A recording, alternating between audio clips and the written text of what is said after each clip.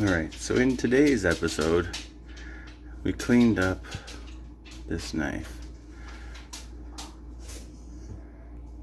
That's nothing real special. It's an old German knife from the 50s. My grandpa brought it over, I guess when he came over back in the day, and my dad gave it to me. It was very dirty, so I just cleaned it up a little bit. But it's a cool old knife.